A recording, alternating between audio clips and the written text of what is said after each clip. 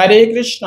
আগামী 1 ডিসেম্বর সোমবার পবিত্র মোক্ষদা একাদশী ব্রতের দিন। যে ব্রত পালন করার ফলে মোক্ষদা মানে মুক্তি লাভ হয়ে থাকে।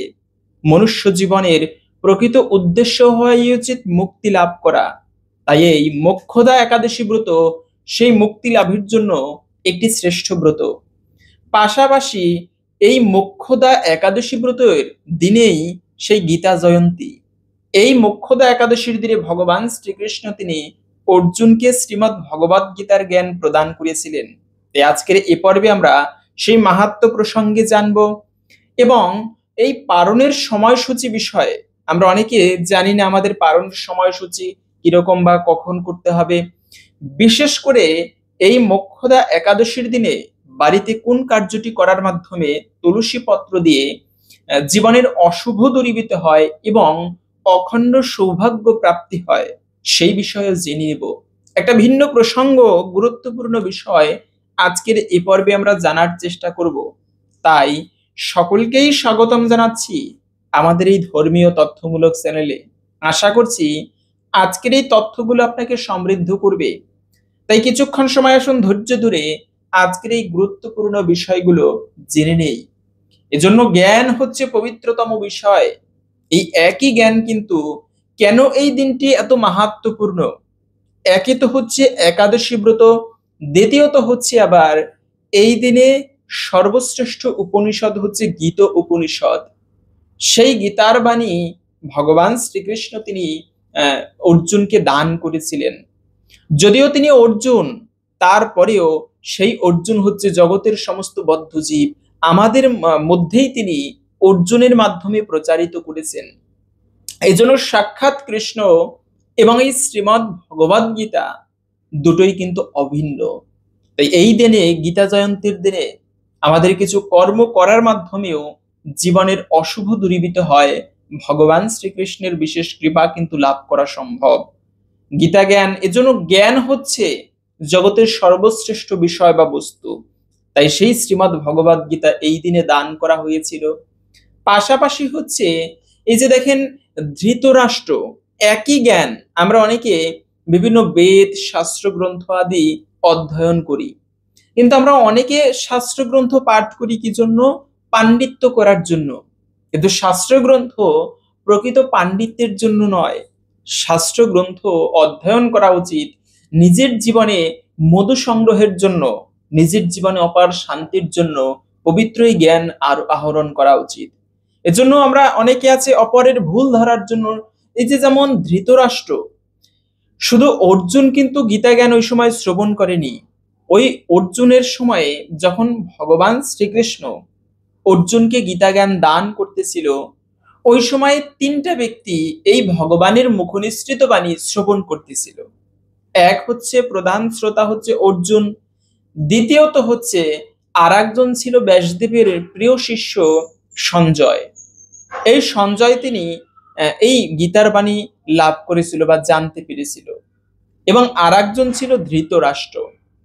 কিন্তু দেখো, ধৃতরাষ্ট্রের মধ্যেও সেই গীতার জ্ঞান ছিল, অথচ তিনি কিন্তু ভগবানের ভক্ত হতে পারেনি। পক্ষান্তরে সঞ্জয়, অর্জুন, তাদের সমস্ত মোহ বিদূরিত হয়েছে, সবকিছু পরিত্যাগ করে তারা ভগবানের চরণে সমর্পিত হতে প্রস্তুত। কিন্তু এই ধৃতরাষ্ট্র, তিনি, ধৃত শব্দটার অর্থ হচ্ছে অন্যায় বা খারাপ বিষয়, এবং রাষ্ট্র মানে হচ্ছে যিনি অন্যায়ভাবে রাষ্ট্রকে আঁকড়ে ধরতে চেয়েছেন, তাকে বলা হয় ধৃতরাষ্ট্র। তো সেই ধৃতরাষ্ট্র শুধু যে জন্ম থেকেই অন্ধ এমনটা কিন্তু নয়, ধৃতরাষ্ট্র জ্ঞান অন্ধ ছিল। তিনি জ্ঞান অন্ধ বলতে কি, তার পুঁথিগত বিদ্যায় তিনি পারদর্শী, তার বল, বাহুবল অত্যন্ত প্রবল, এমনকি ভীমও তার সাথে যুদ্ধ করে পারত না, এত তার মধ্যে বাহুবল ছিল, এত তিনি ভালো যোদ্ধা। কিন্তু সেই ধৃতরাষ্ট্র তিনি এই শ্রীমদ্ ভগবদ গীতার জ্ঞান শ্রবণ করেও তার মোহ কিন্তু বিদূরিত হয়নি। তাই এই ভিডিওর প্রথমেই এর জন্য কথা প্রসঙ্গে আসলে তাই বলছি, জ্ঞান আমাদের সবার মধ্যে আছে। আমি যে ইউটিউবে আপনাদের সাথে বিভিন্ন বিষয় আলোচনা করি, আমার থেকে আমি জানি আপনারা অনেকেই অনেক কিছু জানেন, ভালো ভালো বিষয়, কিন্তু আমরা কিছু কিছু ব্যক্তি আছি পাণ্ডিত্য জাহির করতে চাই, প্রকৃতই জ্ঞান পাণ্ডিত্যের জন্য নয়, তর্ক করার জন্য নয়। জ্ঞান হচ্ছে নিজেকে ধন্য করার জন্য, ভগবানের কৃপা লাভের জন্য। তো সেই পবিত্রতম জ্ঞান ভগবান শ্রীকৃষ্ণ তিনি এই পবিত্র সেই গীতা জয়ন্তীর দিনে দান করেছিল। অগ্রহায়ণ মাসের শুক্লপক্ষের একাদশী তিথি শ্রীমদ্ ভগবত গীতা জয়ন্তীর দিন, সকল কিছু মিলিয়ে অত্যন্ত শ্রেষ্ঠ একটি দিন বছরের এই গীতা জয়ন্তী তথা মোক্ষদা একাদশী ব্রত। দ্বিতীয়ত হচ্ছে এই একাদশী ব্রত পালন করলে কি ফল লাভ হয়। ব্রত তো আমরা জানি একাদশী ব্রত সর্বশ্রেষ্ঠ দিন, যেমন বৃহস্পতিবার মা লক্ষ্মীর দিন, আবার সোমবার প্রভু শিবের দিন, তেমনি একাদশী ব্রতের দিনটি হচ্ছে ভগবান শ্রী বিষ্ণুর সর্বাপেক্ষা প্রিয় দিন। একাদশীর মতো পবিত্র কোনো দিন নেই, শ্রেষ্ঠ কোনো তিথি নেই। এজন্য একাদশী তিথিতে ভগবানকে প্রসন্ন করতে চাইলে আপনারা এই একাদশী তিথি কাজে লাগাতে পারেন। যদি কোনো ভক্ত একান্ত ভক্তি শ্রদ্ধা ভরে একাদশীর দিনে ভগবান বিষ্ণুর পুজো করতে পারে ব্রত করে, তবে ভগবান তার প্রতি অত্যন্ত প্রসন্ন হয়, তাকে আশীর্বাদ করে। এজন্য একাদশী দেবীর পুজো করা, একাদশী ব্রত পালন করা অত্যন্ত পুণ্যময়। জীবনে আপনি ভক্তি জীবনের তেমন কিছু নাও করতে পারলে, শুধুমাত্র কেউ যদি একাদশী ব্রত পালন করতে পারে ভগবান শ্রীহরির উদ্দেশ্যে, ওই প্রত্যেকটা একাদশীর দিন বিশেষভাবে কেউ কাটাতে পারে, আর কিছু নাও করতে পারলে তেমন ভাবেও, এতেও সে ব্যক্তি অন্তিমে ভগবানের কৃপা প্রাপ্ত করবে। তাই একাদশীর জন্য প্রত্যেকটা বৈষ্ণব সমাজ, সমস্ত কৃষ্ণ ভক্ত, বিষ্ণু ভক্ত অথবা নারায়ণের ভক্ত যাই বলি না কেন, সবাই কিন্তু একাদশী ব্রত পালন করে। এমনকি এই মহাদেব মা পার্বতীকে নিয়ে, মহাদেব মা পার্বতী দুজনেই ব্রত করে। এখানে একটা কথা, যেহেতু কথা প্রসঙ্গে এসেছে, যে আমরা অনেকে বলে এর জন্য দেখবেন কিছু কিছু শাস্ত্রের রেফারেন্স দেয়, হ্যাঁ সেক্ষেত্রে আমরা অনেকে বিভ্রান্ত হই। যেমন সধবা মায়েরা ব্রত করতে পারবে না, এতে স্বামী সন্তানের নাকি অকল্যাণ হয়। আরে এরকম কিছু পণ্ডিত কারা বলে দেখবেন, কারা বলে যে নিরামিষ খাওয়া ভালো না, এতে স্বাস্থ্য হানি হয়। আরে সাধু হয়েছে, নিরামিষ খাও, শরীর তো থাকবে না 2 দিন পরে। এই কথাটা বেশি কারা বলে? যারা হচ্ছে মাছ মাংস খায়। মাছ মাংস খাওয়াটা আমি বলছি না খারাপ, তারা নরকগামী হবে এমনটা বলছি না। এটা আপনার রুচি, আপনি খেতেই পারেন, আপনার রুচিতে, আপনার ব্যক্তিগত বিষয়। তার মানে এটা নয় নিরামিষ খাওয়া যাবে না, নিরামিষ খেলে সে একেবারে গেল গোল্লায়, বা নিরামিষ খেলে তুমি স্বাস্থ্য থাকবে না। কে বলেছে? এই সমস্ত অপব্যাখ্যা কখনো দিবেন না। কেন? নিরামিষ খেলে আরো স্বাস্থ্য ভালো থাকে। গীতার বাণী, যে সাত্ত্বিক আহার করে তার শরীর নিরোগ হয়। দীর্ঘকাল বেঁচে থাকার জন্য সাত্ত্বিক আহার করা প্রয়োজন। এমনকি অতিরিক্ত ঝাল, অতিরিক্ত মশলাদার খাবার না খেয়ে যারা এই যে সিদ্ধ অন্ন গ্রহণ করে, এরা কিন্তু দীর্ঘ জীবন বেঁচে থাকতে পারে। মুনি ঋষিরা কেন এত দীর্ঘ নীরোগ থাকে? কেননা তারা শুদ্ধ সাত্ত্বিক আহার গ্রহণ করে। এজন্য কারা বলে যে আমিষ খাওয়া যাবে না, মানে নিরামিষ খাওয়া উচিত নয়? যারা আমিষের প্রতি বেশি আকৃষ্ট। আমিষ খেতে পারেন, তার মানে এটা নয় নিরামিষ যারা খাবে ওরা স্বাস্থ্যই থাকবে না, ওদের ঘোর মানে একেবারে স্বাস্থ্য ভেঙে পড়বে, এমনটা কিন্তু নয়। তো কারা বলে যে একাদশী ব্রত করলে স্বামী সন্তানের অকল্যাণ হয়? যে সমস্ত পণ্ডিত নিজেরা ব্রত করে না, অপরকে একটুকু কৃষ্ণ নাম করতে দেখলে, ব্রত করতে দেখলে তাদের গায়ে বাজে। তো এমনটা হ্যাঁ শাস্ত্রে, কিছু কিছু শাস্ত্রে আছে, তামসিক শাস্ত্রে যে মানে কিছু কিছু বিধান আছে যা আমাদের অনেক সময় বিভ্রান্ত হই। কিন্তু এটাও ভগবান শ্রীকৃষ্ণ গীতার মধ্যে বলেছেন, ঊর্ধ্বলোকে তারাই যেতে পারবে যারা সাত্ত্বিকভাবে জীবন যাপন করে, সাত্ত্বিক শাস্ত্র পালন করে। যেমন এই যে মায়ের সামনে বলি দেবার বিধান শাস্ত্রে কিন্তু আছে। প্রকৃত যদি হৃদয় দিয়ে বিচার করি, আসলে কি মা তার সামনে একটা জীবের বলিদান তিনি সহ্য করে? কখনো কিন্তু করে না। যদিও বিধান আছে, জীবনে যদি মনস্কামনা পূর্ণ করতে চাও তবে তুমি বলি দিতে পারো, সেটা তোমার মনোবাসনা চরিতার্থের জন্য। কিন্তু মা কখনো সহ্য করে না তার সামনে অপর কোনো প্রাণীর বলি দেওয়া। এখানে বলি দেওয়া উচিত নিজের খারাপ কামনা বাসনাকে। হে মা, আমার যত অশুভ আছে তোমার চরণে সমর্পিত হোক, আর যেন আমি কোনো পাপকর্ম না করি। এটা হচ্ছে প্রকৃত তথ্য। এজন্য শাস্ত্রে কিছু কিছু তামসিক শাস্ত্রে আছে মানে ওটাই করতে হবে এমনটা কিন্তু নয়। তো ভগবানের সর্বাপেক্ষা প্রিয় দিন এই একাদশী ব্রতের দিন আমাদের প্রত্যেকের পালন করা উচিত।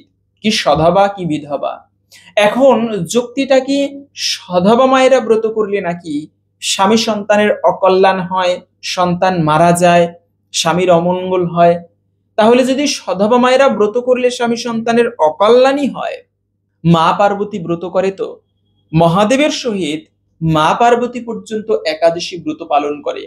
এজন্য মহাদেব নিজে বলেছেন পার্বতীকে, হে দেবী, যারা একাদশী ব্রত পালন করে তারা ত্রিভুবনের দেবতারাও তাদেরকে পূজা করে, এবং যারা একাদশী ব্রত পালন করে না, ওই দিনে পঞ্চরবি শস্য ভক্ষণ করে, তাদের প্রতি গ্রাসে গ্রাসে এত পাপ হয়, মৃত্যুর পরে যমদূতেরা তার মুখের মধ্যে লোহাকে তাপিত করে তরল করে তার মুখের মধ্যে ঢেলে দেয়। এজন্য এই একাদশীর দিনে অন্ন গ্রহণ করা উচিত নয়। আপনি ব্রত করতে না পারলেও আলুর চিপস করা যেতে পারে, আলুর পায়েস করা যায়, তারপরে হচ্ছে খিচুড়ি করা যায়, সাবুর খিচুড়ি, সাবুর পায়েস করা যায়।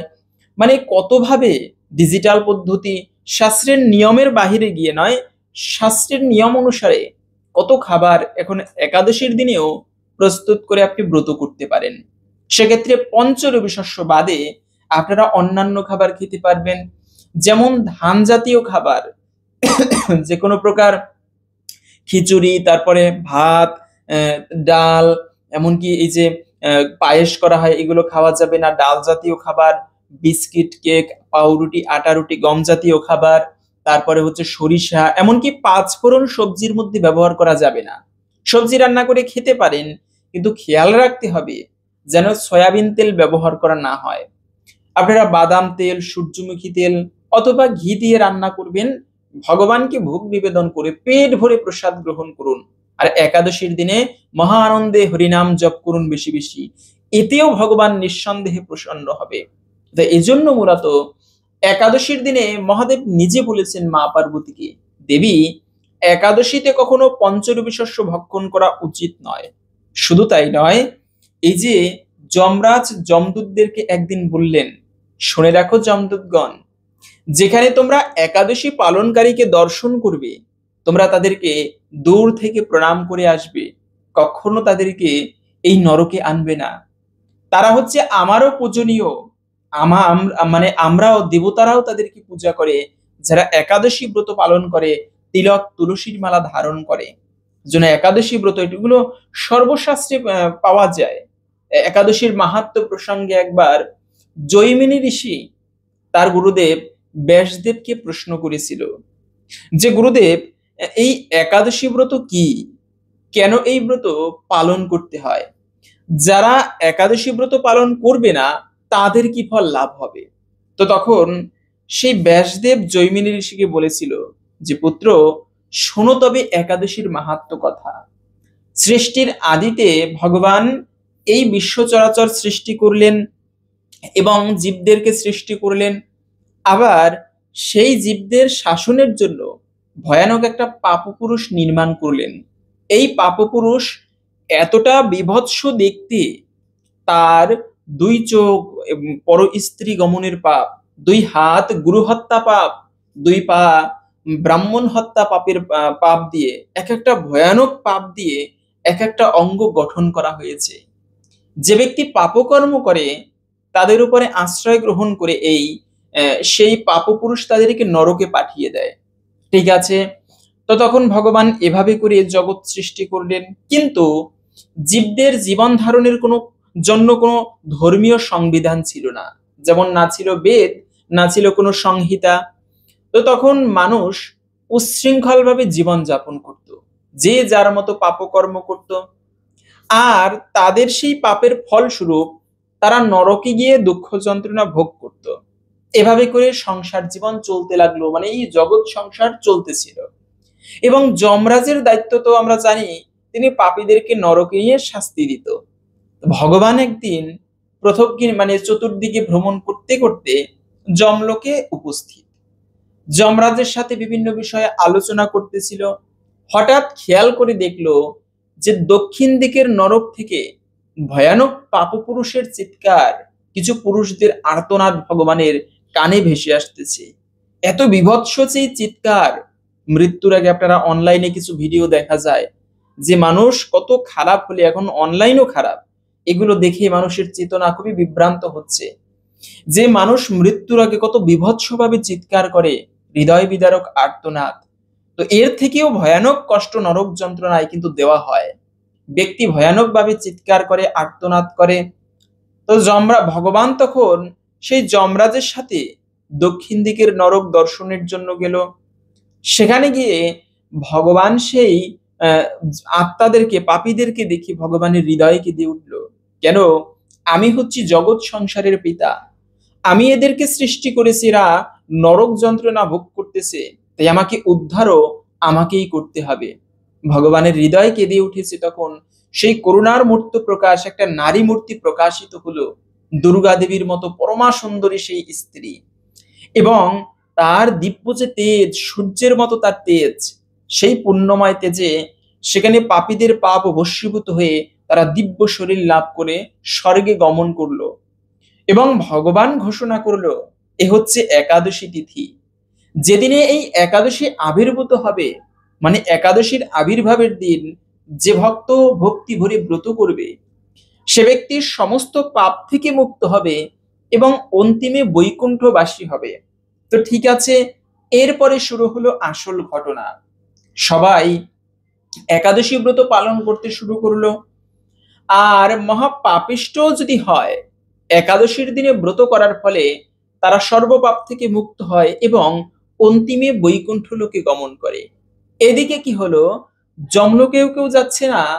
আবার ভয়ানক ভগবান যে বিভৎস পাপপুরুষ সৃষ্টি করেছেন, সেই পাপপুরুষও কোথাও আশ্রয় পাচ্ছে না একাদশীর দিনে। পাপপুরুষ তখন ত্রাহি ত্রাহি করতে করতে বৈকুণ্ঠে ভগবানের কাছে উপস্থিত। প্রভু আমাকে রক্ষা করো, রক্ষা করো। কি হয়েছে? বলে, আরে আপনি যে একাদশীর সৃষ্টি করলেন, সেই একাদশীর পুণ্য প্রভাবে আমি তো কোথাও আশ্রয় পাচ্ছি না, না স্বর্গ মর্ত পাতাল, সমস্ত দিক ভ্রমণ করলাম, কিন্তু কোথাও আমি আশ্রয় পেলাম না। তো আপনি কৃপা করুন, জগৎ সংসারের ভারসাম্য রক্ষার জন্য জন্ম যেমন প্রয়োজন, মৃত্যুও তেমনি প্রয়োজন। তো একটা কাজ করুন, আপনি আমাকে রক্ষা করুন, না হলে জগতের ভারসাম্য বজায় থাকবে না, ধর্ম থাকলে অধর্মও থাকা উচিত। তখন ভগবান বলল, এই ব্যাপার, তাহলে একটা কাজ করবে তুমি, আজকে থেকে পঞ্চরবিশস্যের মধ্যে একাদশীর দিনে আশ্রয় গ্রহণ করবে, এবং আমি আদেশ দিলাম একাদশীর দিনে কখনো এই একাদশী পঞ্চরবিশস্যে আশ্রয় গ্রহণ করবে না।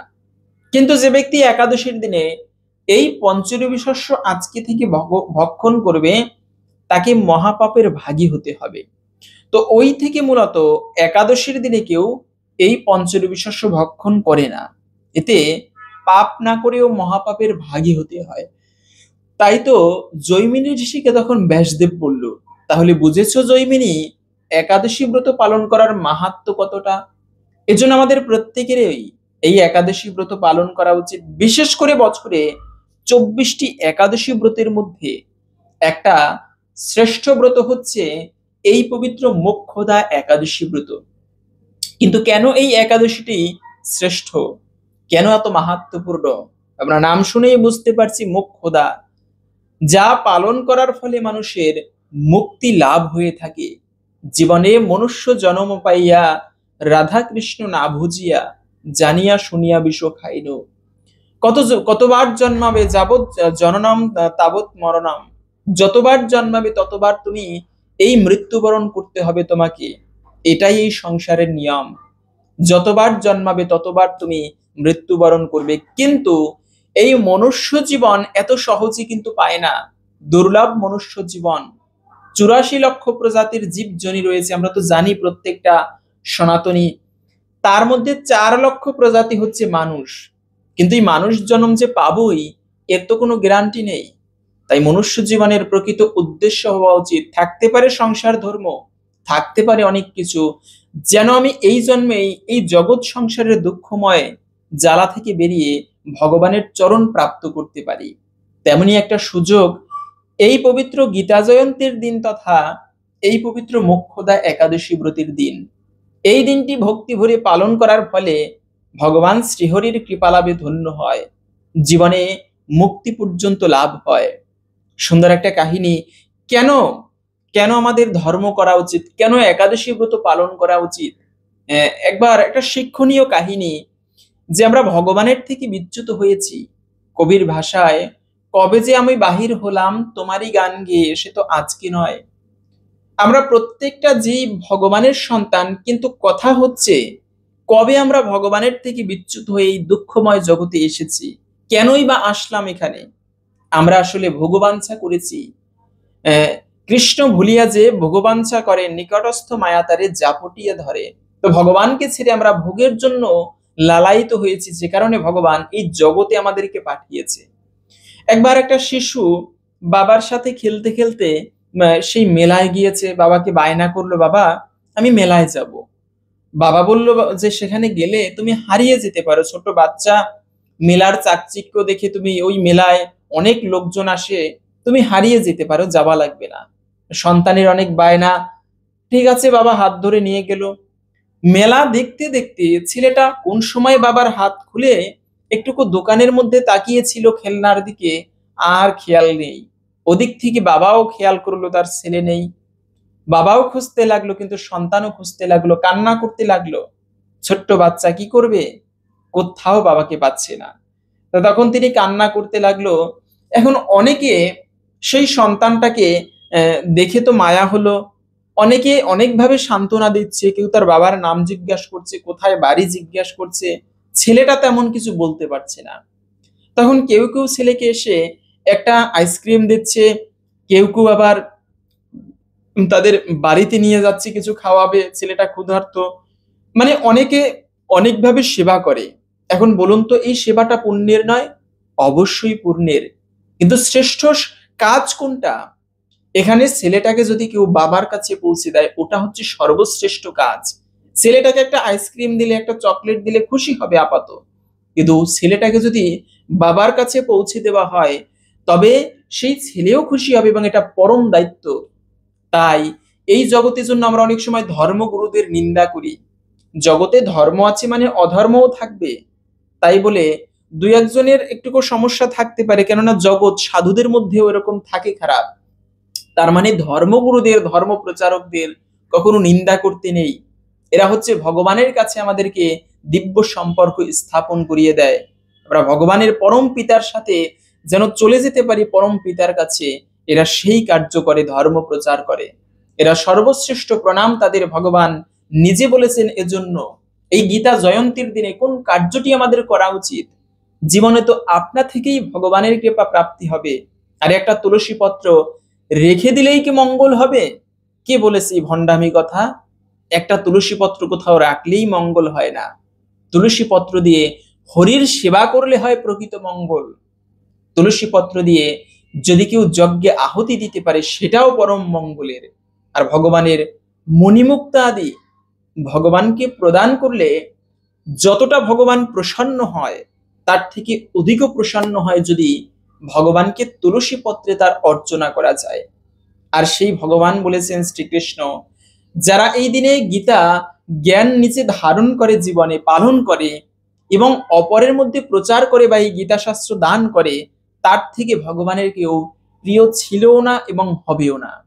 কতটা ভালোবাসে ভগবান এজন্য। তাই তো এটা সেই সঞ্জয় উপলব্ধি করতে পেরেছিল। শ্রীমদ্ ভগবদ গীতার একেবারে শেষে গিয়ে সঞ্জয় ধৃতরাষ্ট্রকে বুঝিয়ে দিয়েছেন। এই গীতা তো হচ্ছে 18 অধ্যায়, যুদ্ধ শুরু মানে চলেছিল 18 অধ্যায়, মানে 18 দিন পরে যুদ্ধ সমাপ্ত হয়েছে। এই গীতাজ্ঞান কিন্তু যুদ্ধের প্রথম দিনে দিয়েছিল। আর সঞ্জয় কথাটা প্রথম দিনেই শ্রীমদ্ ভগবদ গীতার জ্ঞান দেওয়া শেষ অর্জুনকে সঞ্জয় তখন ধৃতরাষ্ট্রকে বলল। গীতা জ্ঞানের প্রথম শ্লোকটা হচ্ছে ধৃতরাষ্ট্র উবাচ, শেষের শ্লোকটা হচ্ছে সঞ্জয় উবাচ।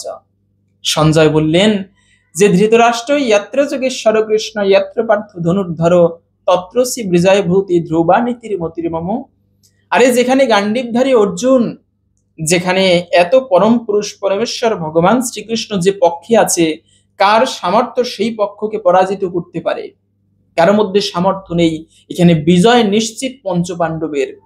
থাকতে পারে তোমার দলে অনেক মহান যোদ্ধা, থাকতে পারে তোমার দলে ভীষ্ম, কর্ণ, এমনকি দ্রোণাচার্য মহারথী, কিন্তু কেউ বাঁচতে পারবে না এই যুদ্ধে।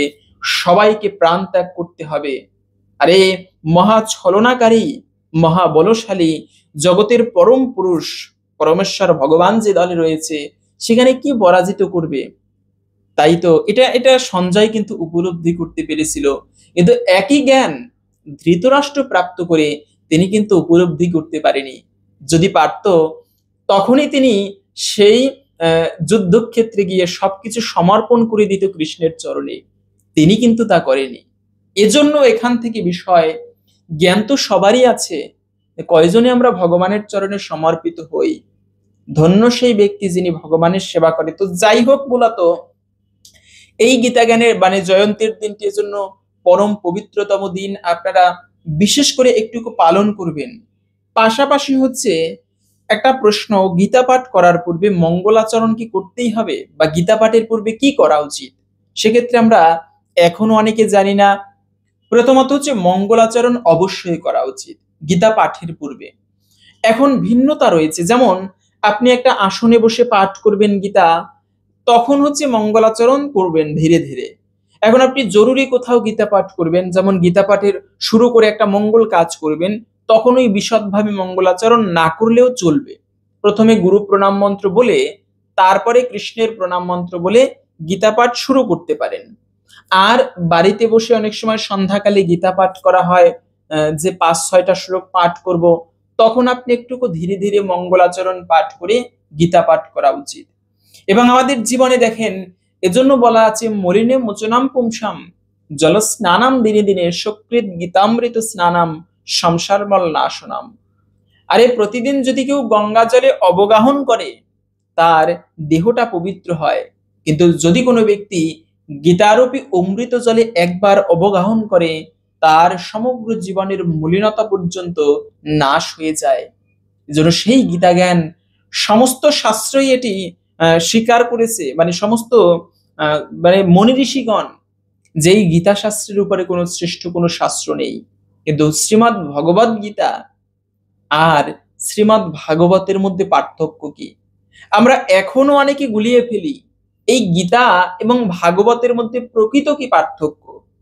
আসলে গীতা হচ্ছে ভগবান শ্রীকৃষ্ণের মুখনিসৃত বাণী, যা মহাভারতের অন্তর্গত বিশ্ব পর্বের 25 থেকে 42 অধ্যায় পর্যন্ত। আর ভাগবত হচ্ছে অষ্টাদশ পুরাণের মধ্যে সর্বশ্রেষ্ঠ পুরাণ, শ্রীমৎ অমল পুরাণ ভাগবত।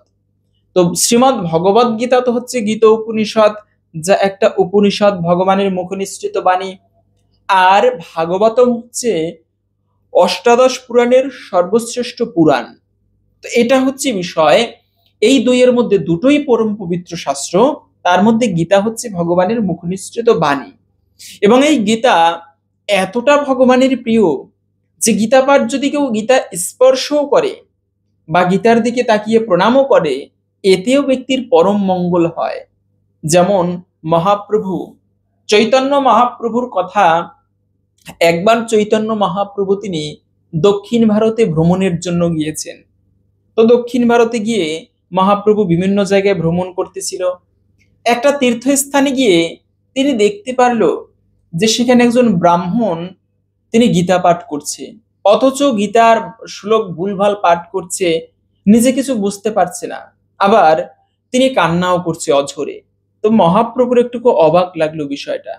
তিনি ব্রাহ্মণকে ডেকে প্রশ্ন করলো, ব্রাহ্মণ, তুমি ভুলভাল গীতা পাঠ করো আবার কান্না করছো, এ কেমন তোমার লীলা, মানে এ কেমন বিষয় তোমার?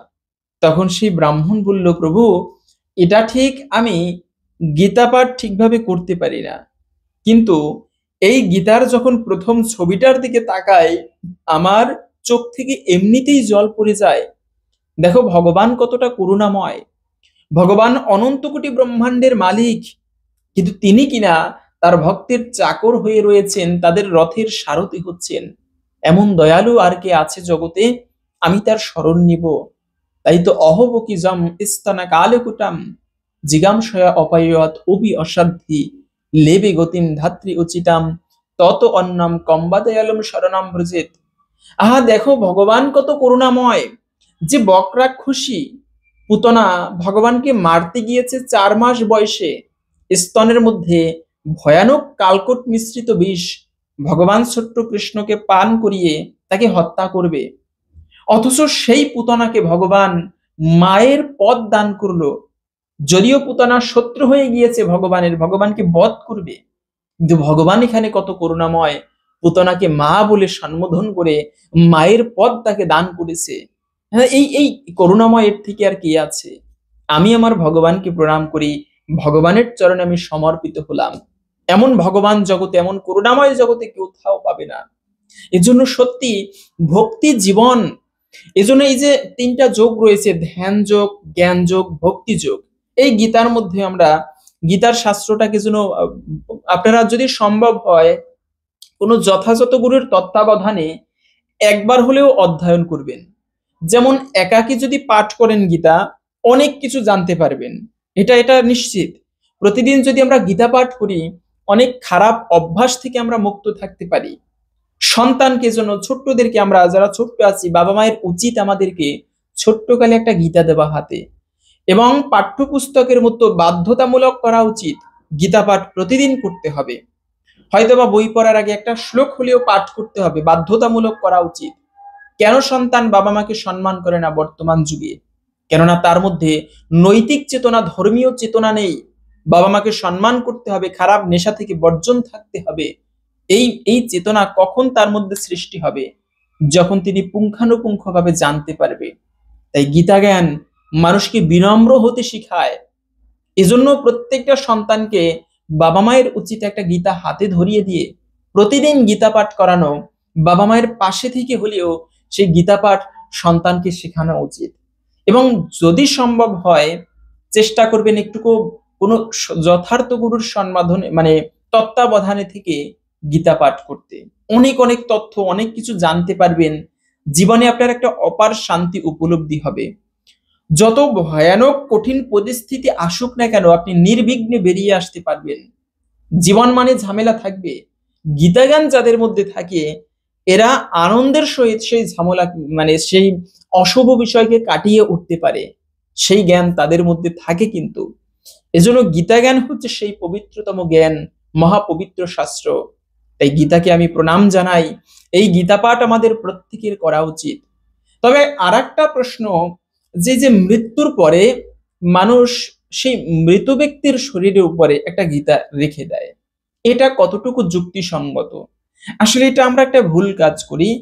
মৃত ব্যক্তির গায়ের উপরে গীতা রাখলেই যে সে স্বর্গে চলে যাবে, বিষয়টা এরকমটা কিন্তু নয়।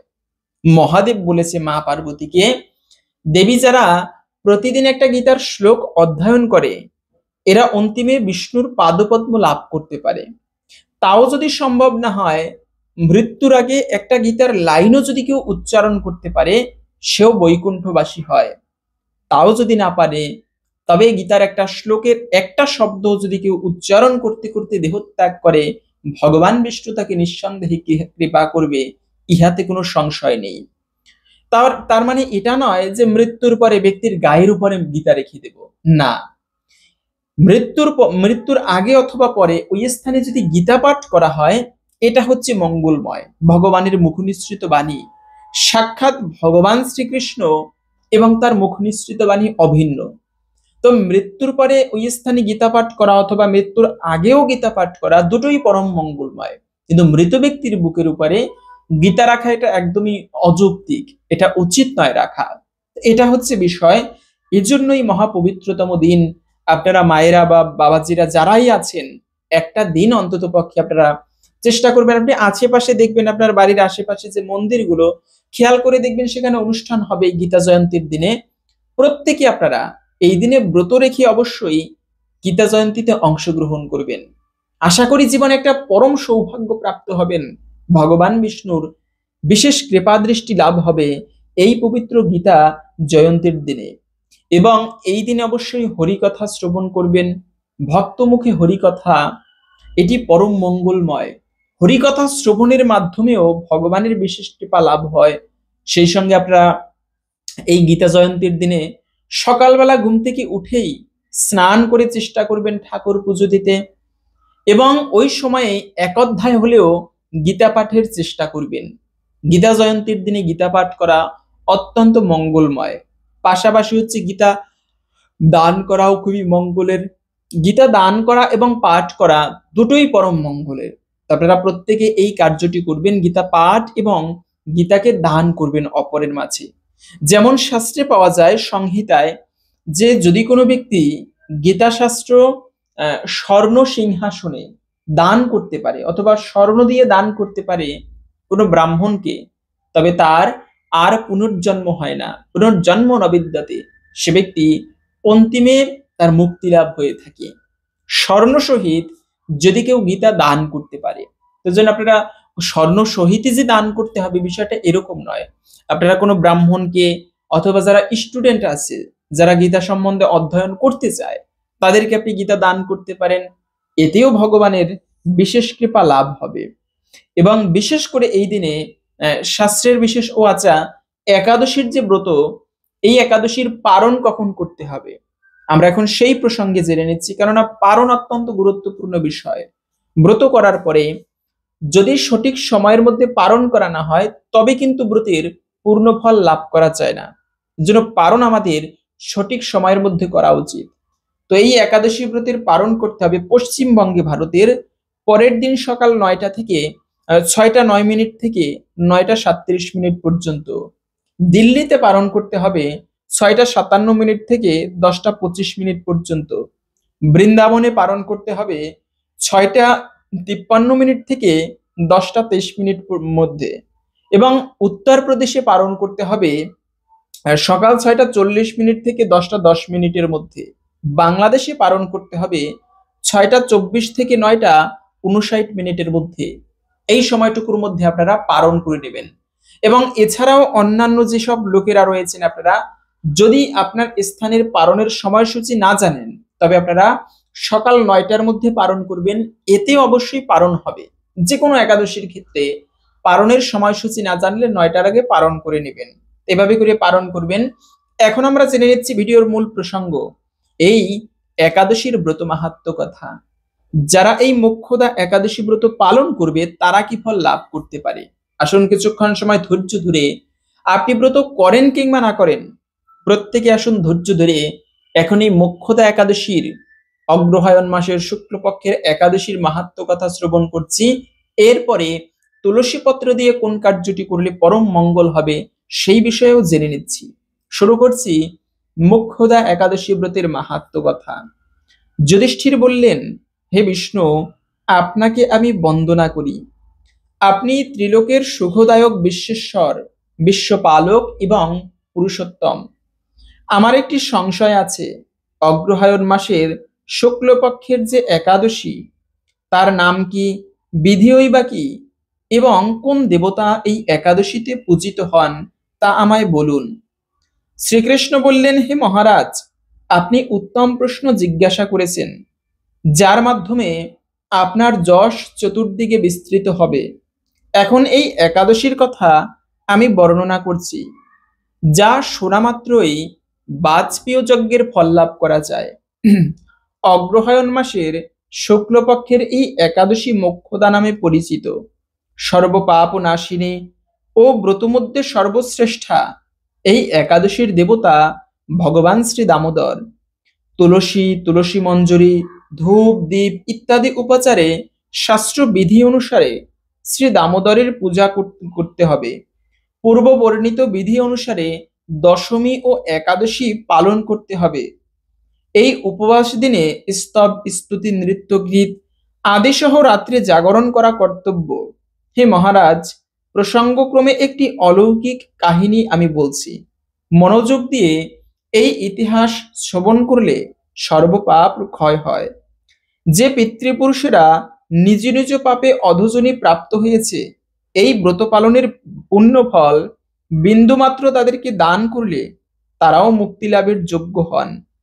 কোনো এক সময়ে মনোরম চম্পকনগরে বৈখানস নামে এক রাজা রাজত্ব করতেন।